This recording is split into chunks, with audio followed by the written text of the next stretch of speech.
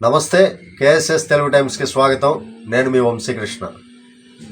ఈనాడు, సాక్షి, ఆంధ్రజ్యోతి ఈ మూడు ప్రధాన వార్తాపత్రికలు వచ్చినటువంటి బ్యానర్ వార్తలు అంటే మెయిన్ హెడ్లైన్స్ గురించి మనం విశ్లేషించే ప్రయత్నం చేద్దాం.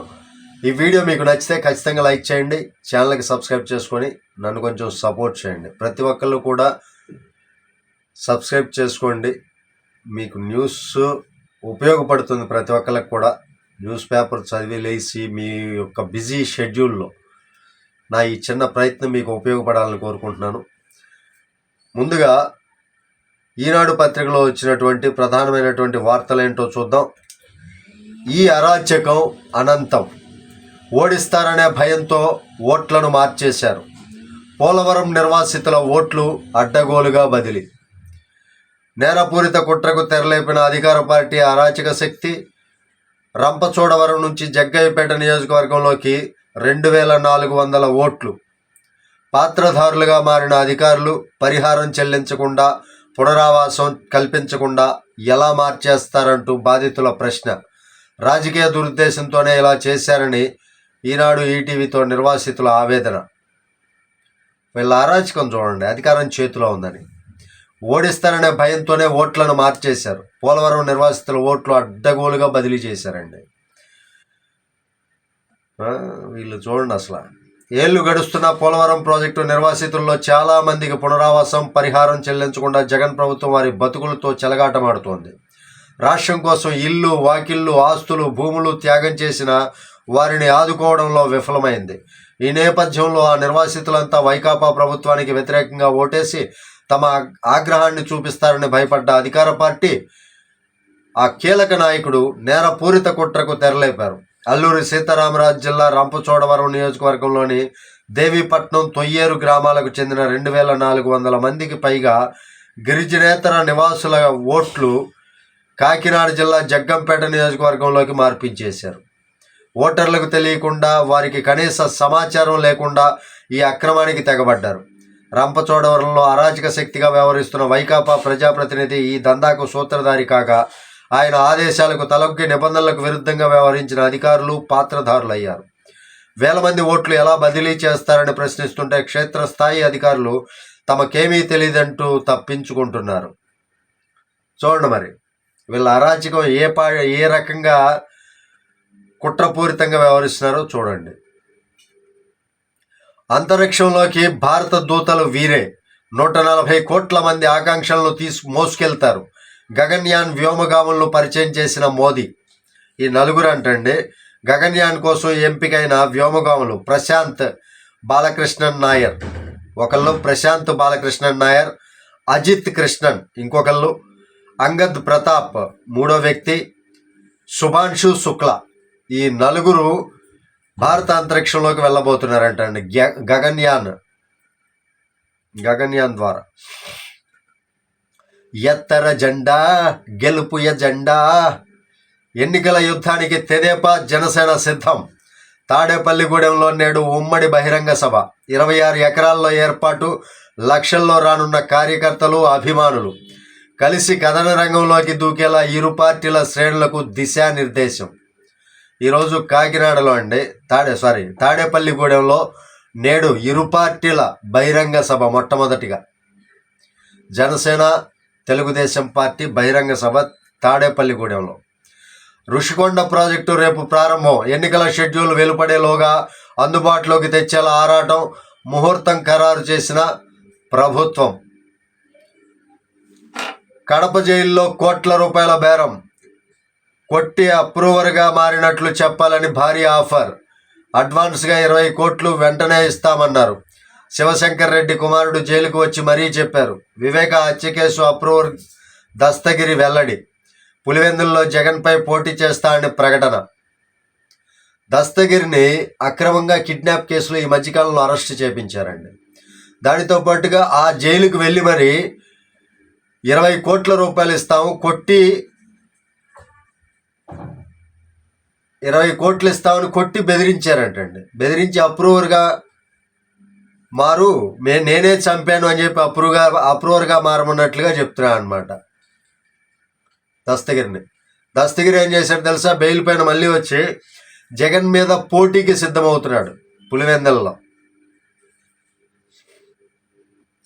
ఇక నెక్స్ట్, రాజధాని రైతుల ప్లాట్ల రద్దు ఏకపక్షం, సహజ న్యాయ సూత్రాలకు ఇది విరుద్ధం, సిఆర్డీఏ అధికారుల నిర్ణయాన్ని తప్పుపట్టిన హైకోర్టు, ప్లాట్ల రద్దు ప్రొసీడింగ్స్ నోటీసులు కొట్టివేత. మ్యాటర్ చూద్దామండి. రాజధాని అమరావతి ప్రాంత రైతులకు గతంలో ఇచ్చిన ప్లాట్లను ఏకపక్షంగా రద్దు చేసి ప్రత్యామ్నాయంగా మరో చోట ఇచ్చేందుకు సిఆర్డీఏ అధికారులు తీసుకున్న నిర్ణయాన్ని హైకోర్టు తప్పుపట్టింది. ప్లాట్లను రద్దు చేసే ముందు నోటీసు ఇచ్చి వివరణ తీసుకోవడాన్ని ఆక్షేపించింది. సిఆర్డీఏ నిర్ణయం సహజ న్యాయ సూత్రాలకు విరుద్ధంగా ఉందని, ఇది రైతుల పౌర హక్కులపై ప్రభావం చూపుతుందని అభిప్రాయపడింది. భూసేకరణ విధానంలో సేకరించిన భూముల్లో రైతులకు ఇచ్చిన ప్లాట్లను రద్దు చేసేలా ఇచ్చిన ప్రొసీడింగ్స్ నోటీసులను కొట్టివేసింది. మంచి పని చేసిందండి. కోర్టులో న్యాయం దొరుకుతుంది అనే ఆశ అయితే కొద్దిగా కనిపిస్తుంది. రాజధాని రైతులకు వ్యతిరేకంగా జరుగుతున్నటువంటి ఈ ప్లాట్ల రద్దు అనే విషయాన్ని హైకోర్టు తీవ్రంగా ఖండించింది. చాలా మంచి విషయం కదండి ఇది. వాలంటీర్లతో దున్నేద్దాం, ప్రతి బూత్లో 60% ఓట్లు మనకే పడాలి, గృహ సారథులతో కలిసి ఇంటింటికి తిరిగి వైకాపాకే ఓటేసేలా ఒప్పించాలి. సీఎం జగన్ ఆధ్వర్యంలో నిర్వహించిన వైకాపా బూత్ కమిటీల శిక్షణ తీరు ఇదండి. ఆయన శిక్షణ ఇస్తుంది బూత్ కమిటీలకి. వాలంటీర్లను అడ్డం పెట్టుకోండి, మనం ఇచ్చే సంక్షేమ పథకాలు ఆపిస్తామనో ఇంకోటనో బెదిరించండి. ఎలాగైనా సరే ప్రతి ఒక్కళ్ళ చేత వైసీపీకే ఓటేసే విధానాన్ని చూడండి. ఇది జగన్ చెప్తున్నది. వాలంటీర్లు ఏమైనా ఈయన కింద తొత్తులా, లేదంటే ఈయన పార్టీ కార్యకర్తల ఇంటింటికి తిరిగి పార్టీ ప్రచారం చేయడానికి? వాళ్ళకి చెప్తున్నటువంటి మాట ఏంటి? మేము మీకు ఉద్యోగాలు ఇచ్చాం, ప్రభుత్వ ఉద్యోగాలు అన్నట్టు బిల్డప్ ఇస్తున్నాడు. మేము ఇన్ని లక్షల ఉద్యోగాలు భర్తీ చేశామని. మరి కార్యకర్తలు చేయాల్సినటువంటి పని వాలంటీర్ల చేత ఎలా చేపిస్తాడు జగన్? అది ప్రభుత్వం అంటున్న కోర్టులకి ఎవరన్నా నోటీస్ ఇవ్వాల. అప్పుడు వాలంటీర్లను ఎన్నికల విధుల్లో వినియోగించరాదని ఎన్నికల సంఘం స్పష్టం చేసిన, ఎన్ని వర్గాల నుంచి విమర్శలు వచ్చినా వైకాపా పెద్దలు మాత్రం వాలంటీర్లను యథేచ్ఛగా వాడుకుంటున్నారు. రాష్ట్ర వ్యాప్తంగా ప్రతి బూత్ పరిధిలోనూ వారి సాయంతో వైకాపాకు 60% ఓట్లు పడేలా చూడాలని నాయకులకు లక్ష్యం నిర్దేశించారు. మంగళవారం మంగళగిరిలో వైకాపా ఎమ్మెల్యేలు, సమన్వయకర్తలు, మండల స్థాయి, సచివాలయ స్థాయి సమన్వయకర్తలకు ఎన్నికల నిర్వహణపై ఆ పార్టీ ఆధ్వర్యంలో ఏర్పాటు చేసిన శిక్షణలో ఈ మేరకు సూచించారు. వాలంటీర్ల ద్వారా ప్రతి బూత్లో 60% ఓట్లు సాధించాలని నాయకులకు నిర్దేశించారు. ఈ కార్యక్రమంలో సీఎం కూడా పాల్గొన్నారు. విశ్వసనీయ సమాచారం మేరకు శిక్షణలో భాగంగా చెప్పిన వాటిలో కొన్ని వివరాలు: బూతుల వారీగా ట్రాకింగ్, వైకాపా రాజకీయ వ్యూహకర్తల వ్యవహరిస్తున్న ఐప్యాక్ ప్రతినిధులు, ఐటీ నిపుణుడు Lokeshwar Reddy power point presentation ద్వారా బూత్ స్థాయిలో ఎన్నికల నిర్వహణపై వివరించారు. ఇదండి ఎన్నికల కమిషన్ ఎన్ని చెప్పినా, ఎవరు ఎన్ని విమర్శించినా సరే వాలంటీర్ల ద్వారా 60% ఓట్లు ఆ వైపు కానీ మళ్లించగలిగితే గెలుపు ఖాయం అనేది వాళ్ళ అభిప్రాయం. అలా జరిగింది, అక్రమంగా ఇది జరిగిందంటే మాత్రం మన రాష్ట్రం మళ్ళీ దౌర్భాగ్య స్థితిలోకి వెళ్ళిపోతుంది. ఒక్క రోజులోనే తేలిపోయిన మాటలు, అరకొరగా కృష్ణా జలాలు. కుప్పం ఫక్కున నవ్వుకుంది. నీళ్ళిచ్చామని చెప్పి అభాస్పాలైన సీఎం జగన్, ఖాళీ అయిన కాలువ. దీనిపైన ఆల్రెడీ మనం నిన్న వీడియో చేయడం జరిగిందండి. అదొకసారి ఆ లింక్ నేను ఐకార్డులో పెడతాను, ఒకసారి చూడండి.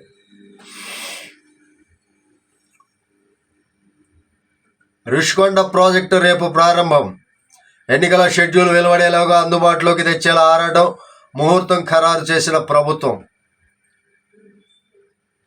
ఎత్తర జెండా గెలుపు ఎజెండా, ఎన్నికల యుద్ధానికి రమ్మంది. తెలుగుదేశం పార్టీ తాడేపల్లిగూడెంలో ఉమ్మడిగా మీటింగ్ అండి, అది ఆల్రెడీ మనం మాట్లాడుకున్నాం.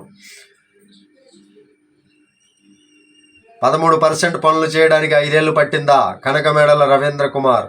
తెదేపా ప్రభుత్వ హయాంలో కుప్పం బ్రాంచ్ కాలువ నిర్మాణానికి 400 కోట్ల రూపాయలు ఖర్చు చేసి 87% పనులు పూర్తి చేస్తే మిగిలిన 13% పనులు పూర్తి చేయడానికి జగన్కు 5 ఏళ్లు పట్టిందని తెదేపా రాజ్యసభ సభ్యుడు కనకమేడల రవీంద్ర కుమార్ ఎద్దేవా చేశారు. అందరూ ఎద్దేవా చేస్తారు. ఆయనే ఉంది, జనాలందరూ కూడా ఎద్దేవా చేస్తున్నారు ఆయన చేసినటువంటి జగన్మాయ ప్రేరిత పనికి.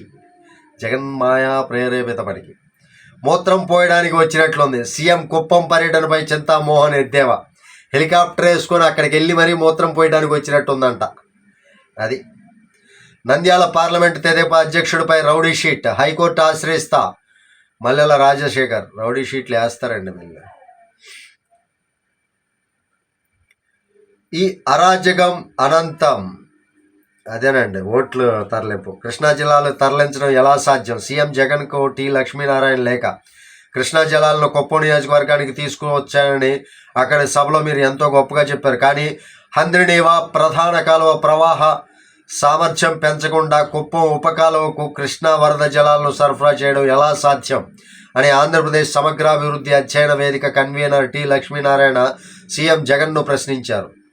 ఎన్ని ప్రశ్నించినా ఆయన దారి ఆయనదే.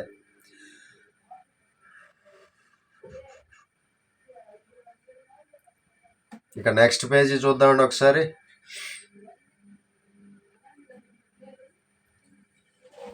చంద్రబాబుతోనే రాష్ట్రానికి భవిష్యత్తు. నిజం గెలవాలిలో నారా భువనేశ్వరి, సాలూరులో సంజీవిని ఆరోగ్య కేంద్రం ప్రారంభం. అదండి, రాష్ట్రం బాగుపడాలంటే చంద్రబాబు రావాలి, ఖచ్చితం. అది భువనేశ్వర్ గారు చెప్పనివ్వండి, ఎవరు చెప్పినా, విశ్లేషకులు చెప్పినా, ఎవరు చెప్పినా అదే మాట. భజన నేర్వండి, గ్రూప్ 2 గెలవండి. పరీక్ష ప్రశ్న పత్రంలోనూ జగన్ భజనే. గ్రూప్ 2 పరీక్షా పత్రంలో జగన్ భజన అండి. అంటే భజన నేర్చుకుంటే చాలు, పరీక్షలు పాస్ అయినట్లే అనేది వీళ్ళ ఉద్దేశం.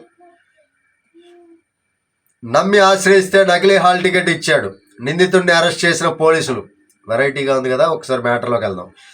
బద్ధకం, కాలయాపన, ఆపై నిర్లక్ష్యం, నిర్భయం, ఇవన్నీ వంట పట్టించుకున్న ఓ యువకుడు తను కటకటాలు పాలవడమే కాకుండా తన బంధువును కష్టాల్లోకి నెట్టేశాడు. చిత్తూరు జిల్లాలో గ్రూప్ 2 పరీక్షకు నకిలీ హాల్ టికెట్ తయారు చేసిన నిందితుడి వ్యవహారం ఇది. ఇదండి పరిస్థితి. రోజుకు 300 కోట్ల రూపాయల అప్పు. జగన్ ప్రభుత్వంపై నీలాయపాలెం విజయ్ కుమార్ ధ్వజం. రోజుకి 300 కోట్ల రూపాయలు అప్పు చేశారంటండి మన రాష్ట్రానికి, దేనికైనా కానీ.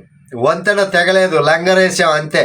ఫ్లోటింగ్ బ్రిడ్జ్ కట్టడంపై విఎంఆర్డిఏ వివరణ. అసలు విఎంఆర్డిఏ అకౌంట్స్ అధికారికి ఫ్లోటింగ్ బ్రిడ్జికి సంబంధం ఏముంది? సముద్రంలో ఏర్పాటు చేసిన ఫ్లోటింగ్ వంతెన తెగిపోలేదని, అదంతా మాక్ డ్రిల్లో భాగమని విశాఖ మహాప్రాంత అభివృద్ధి సంస్థ విఎంఆర్డిఏ ఇన్ఛార్జి కమిషనర్ మల్లికార్జున మంగళవారం ఓ ప్రకటనలో తెలిపారు. కేరళలో అమలు చేస్తున్న ఈ తరహా ప్రాజెక్టును అధ్యయనం జరిపాక విశాఖలో ఏర్పాటు చేశామన్నారు. ఆదివారం ఏర్పాటు చేసిన ఈ వంతెన సోమవారం 2 భాగాలుగా విడిపోవడంతో తీవ్ర స్థాయిలో విమర్శలు వచ్చిన విషయం తెలిసిందే. దీంతో అధికారులు స్పందించారు. సోమవారం ప్రతికూల వాతావరణం కారణంగా అలల తాకిడి అధికంగా ఉండడం వల్లనే పర్యాటకులకు అనుమతించలేదని, ఒక్క టికెట్ కూడా విక్రయించలేదని పేర్కొన్నారు. తెగిపోయి ఉంటే ఈ భాగాలు సముద్రంలో కొట్టుకుపోయేవని, లంగర్ వేయడం వల్ల అవి అక్కడే ఉన్నాయని తెలిపారు.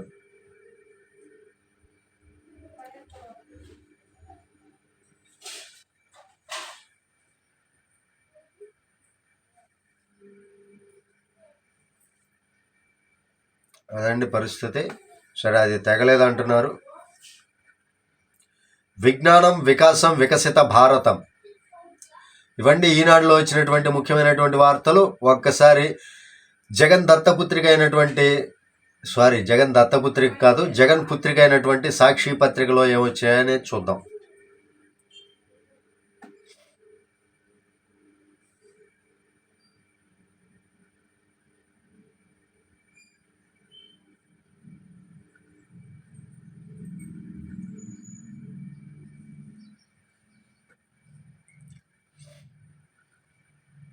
Fact check. వివాదాల విహారీ. ఆంధ్ర రంజీ జట్టు మాజీ కెప్టెన్ హనుమ విహారీపై అనేక ఫిర్యాదులు. తోటి ఆటగాళ్లను అసభ్యంగా దూషించడం నిత్యకృత్యం. వీళ్ళ ఫ్యాక్ట్ చెక్, వీళ్ళ రాత్రులు ఎంత అధ్వానంగా ఉన్నాయో చూడండి. ఒక ఆంధ్ర జట్టు తరపున ఆడే ఆంధ్ర క్రీడాకారుడు, క్రికెట్ ఆనంద విహారీ. ఈ విహారీని తిరుపతి కార్పొరేటర్ కొడుకు 17వ ప్లేయర్ అంట. ఆ ప్లేయర్ అక్కడ అనుచితంగా ఉంటుంటే కొంచెం మందలించాడు కెప్టెన్. ఎవరైనా అతనిపై ఉన్నటువంటి బాధ్యతల పరంగానో అతనికి పై ఉన్నటువంటి స్ట్రెస్ పరంగానో క్రీడాకారులతో ఒక్కొక్కసారి మందలించాల్సినటువంటి పరిస్థితి వస్తుంది. ఆ పరిస్థితి వచ్చినప్పుడు ఎవరైనా సహజం, అది ఆటగాళ్ళ మధ్య. కానీ ఆ ఆటగాడు వాళ్ళ తండ్రి అయినటువంటి కార్పొరేటర్కి కాల్ చేస్తే ఆ కార్పొరేటర్ స్థాయి ఉంది కాబట్టి అక్కడ ఉన్నటువంటి చీఫ్ కూడా, క్రికెట్ చీఫ్ ఉంటారు కదా, ఆ చీఫ్ కూడా ఐసీసీ చీఫ్ అనుకుంటా, ఆయన కూడా రెడ్డే. ఇదంతా రాజకీయ పలుకుబడి మీద ఉపయోగించి విహారీని సస్పెండ్ చేసి నానా బీభత్సం చేస్తే విహారీ ట్వీట్ చేయటం జరిగింది. కానీ వీళ్ళు ఫ్యాక్ట్ చెక్ పేరుతో చూడండి ఎంత అబద్ధపు రాతలు. సాక్షి మొత్తం కూడా ఇంతే అండి, అబద్ధపు రాతలు. కానీ వాళ్ళు రాసేది అబద్ధం, పక్క వాళ్ళ మీద పెడతారు అది అబద్ధపు రాతలు రాస్తున్నారని.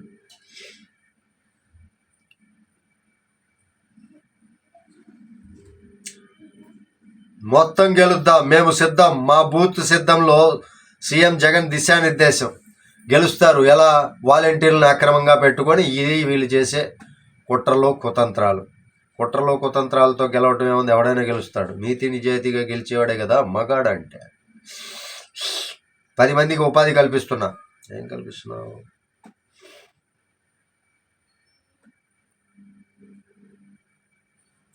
నేడు 3వ విడత రైతు భరోసా జమ. అంతకుముందు రైతు భరోసానే జమవల.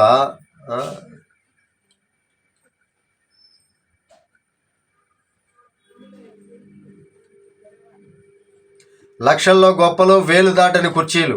నేడు టీడీపీ జనసేన ఉమ్మడి సభకు హాజరయ్యేవారు వేలల్లోనే. 7 ఎకరాల్లో వేదిక, 2 హెలీప్యాడ్లు, విఐపి రెస్ట్ రూమ్లు. మిగతా 15 ఎకరాల్లో కార్యకర్తల కోసం 22 గ్యాలరీలు. ఒక్కో గ్యాలరీలో 1500 కుర్చీలు. వచ్చేది 33,000 మందే. ఓకే, ఇప్పుడు ఏంటంటే దానిలో సరే మీకు లక్షల్లో వచ్చారు, రానివ్వండి.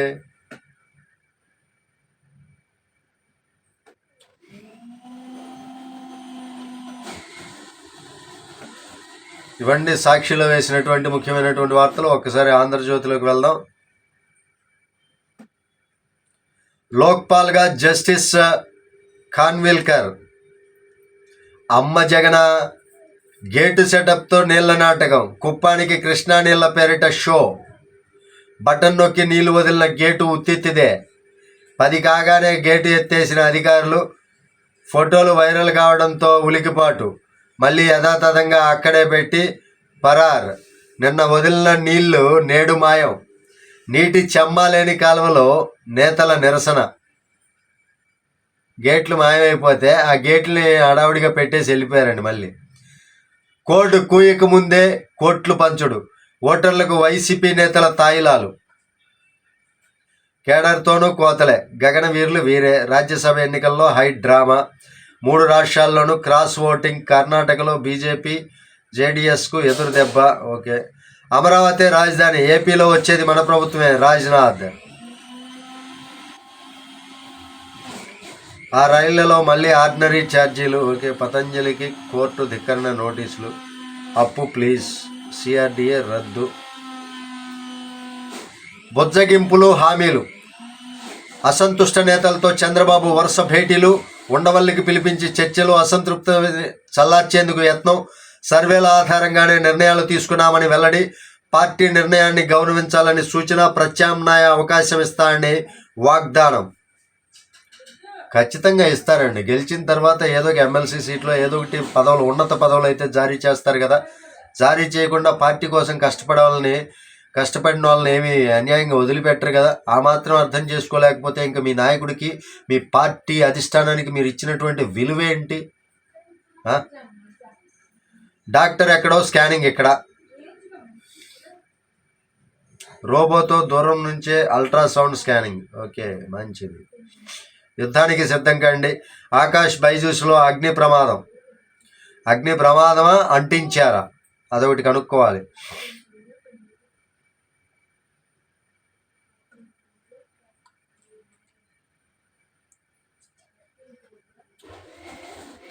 ఇవ్వండి 3 ప్రధాన వార్తాపత్రికలు వచ్చినటువంటి ముఖ్యమైనటువంటి వార్తలు.